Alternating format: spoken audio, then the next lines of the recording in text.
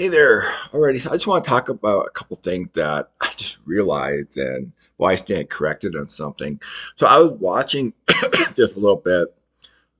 This from you got net Ryan, and he was having a conversation with this gentleman about the Lord's Supper versus John 6, and he pointed out that you know, actually what's going on there, John 6, first you have the feeding of 5,000 that carried over into later on John 6. And it's not talking about the Lord's Supper. That doesn't happen until years later. That just opened up my eyes. I'm like, oh my gosh, I go back and look, and sure as heck, it totally go together with the feeding of 5,000. But I got to thinking, well, where does this all really start? And really, John chapter 4 through 6 all really go together. So it starts off with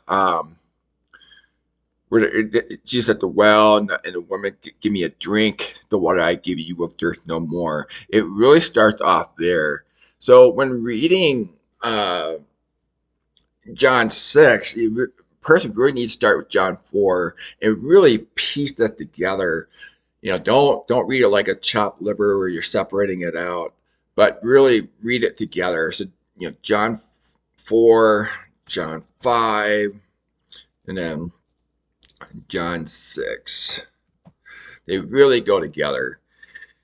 And so it says here, so he fed the 5,000. It said on the next day, the crowd that remained on the other side of the sea. So this is the same crowd. And so, truly, truly, I say to you, you are seeking me not because you saw a sign, because you ate your fill of loaves. So he is continuing on with that 5,000, feeding 5,000, the same crowd. And do not work for food that perishes, but food. So then he goes into food of eternal life. So, and I think Ryan had a very good point here. Again, he said that the Lord's Supper did not occur until later. But this really helps us. If we understand what's going on here, it really helps us understand a little bit of the Lord's Supper too, going on there. So anyway, but yeah, I think he's correct. This is not talking about the Lord's Supper at all. And, you know, I really emphasize a lot about chronology and order of things, and sometimes I make a mistake in overlooking that. Practice what you preach, right? So anyway, I really appreciate Ryan pointing that out, and he's correct. Uh, so yeah, so just continuing on with that, talking with that miracle, the same group of people. That's very important.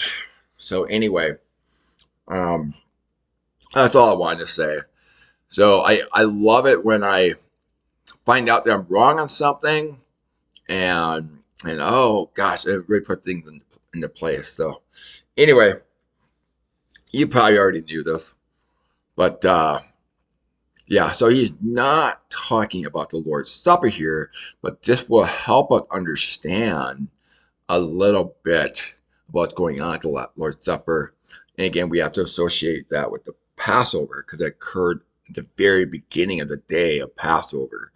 It really ties all together. So, um, anyway, that's all I wanted to say. So, nothing much, but I just think it's cool to Brian pointed out. So, I have a link to this video. I'll have a link to this video below. So, all right, thank you very much. Have a good day.